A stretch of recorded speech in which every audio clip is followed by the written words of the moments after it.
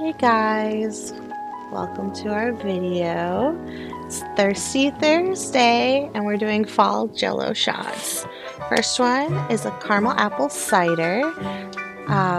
Recipe will be listed below.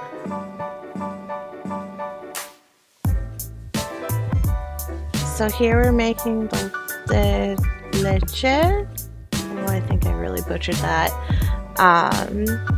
And here we are doing apple cider for our base, and then we will be adding gelatin to it. As there is no apple cider flavored gelatin, we have to make our own. And so you just let it bloom for a few minutes. Oh, hi Neville! Hi Arthur, my little sous chefs. So once the gelatin is bloomed, turn on the stove to heat it up so you can melt the gelatin and kind of just start the process. And you want to make sure to stir it really well, as you don't want any clumps. It's not a good time when you just have a chunk of plain gelatin. And oh, hi Neville.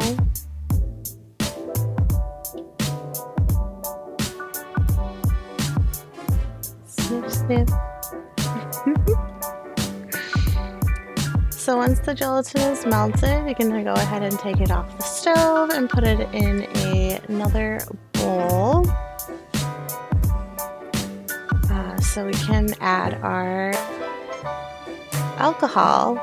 And here I have Apple Vodka and Butter Schnapps, and you want to make sure that the gelatin mixture is cooled, like warm. You don't want it too hot and burn off the alcohol. That defeats the purpose. So you're going to go ahead and mix it all together. And it's time to pour out the Jello shots.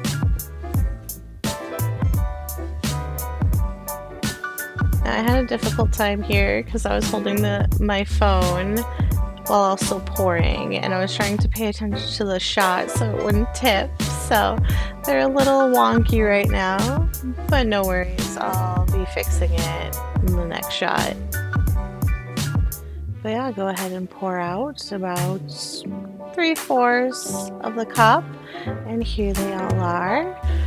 Usually it makes about 30, but we wanted extra space, so I ended up with 25 extra. And here they all are with their caps on, ready to go into the fridge. You'll want to have it set before we add our caramel layer and our whip topping. Oh, hello! Hi, Arthur!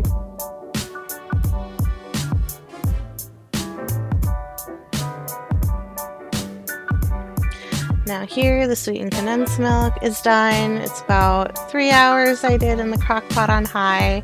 And here are the alcohols that I used for the whipped cream. And with alcohol and whipped cream, it's hard to get it to stabilize because the alcohol, I believe, breaks it down. So I added gelatin to it. You can use cream of tartar to help stabilize the whipped cream better, and you also want to make sure everything is cold. And I use powdered sugar because it's just easier to mix and won't be as grainy if you use regular sugar. And here I am opening up the sweetened condensed milk, hoping for dulce de leche, but it did change color a little darker, but it's not the consistency that I wanted, not that darker caramel brown I was looking for. So we just used caramel syrup I had in the fridge, which for a Jello shot you want a firmer caramel, just because it got really runny. So it was a little deceiving, a little sus, some people said, when they were taking it. And then you'll just want to put a dollop of whipped cream on top. Aren't they cute? Don't they look like a little little glass full of hot apple cider with some nice whipped cream on top? Oh, looks delicious. Next, we have a wild berry Jello shot. And here we'll have strawberry Jello and raspberry Jello, as we want as many berry flavors as we can put in there. So we also have Raspberry Schnapps, Crème de Cassis, and then here I'm making a blackberry syrup. So we're macerating our berries by just having it sit in sugar for a while. And they're frozen right now, so I'm trying to mix them up. It was a lot of blackberries. So here we have them on the stove, cooking, heating up, and once they get kind of mushy, you can go ahead and just mash them up, because what we want is all of the juices, because we want a strong syrup. And then go ahead and add more sugar. And berries have a natural thickener in it, so once you cook it, you don't have to add anything else to get that syrupy consistency that we're looking for. And we want to get it to a simmer or a low boil, and to also get rid of all the water in there. Oh, hello, Arthur. They're always so curious when we're in the kitchen. They're very distracting, I will say. And our syrup is done, so we're going to go ahead and strain it to get all of the flesh and seeds out of there, because we just want a nice clear, clear syrup. And there's our blackberry syrup.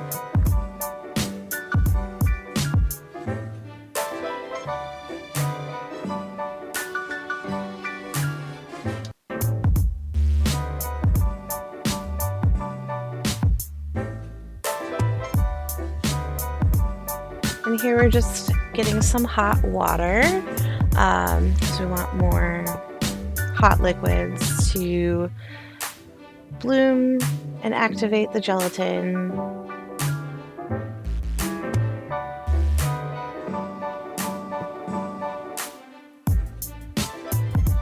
And here we are pouring it in, and again, make sure to mix it really well. Again, we don't want clumps of gelatin in our Jello shots. But man, look at that color. And here I'm pouring the alcohol, which is Raspberry Schnapps, Crème de Cassis, I think that's how you say it, and then our vodka, which we finished off the bottle.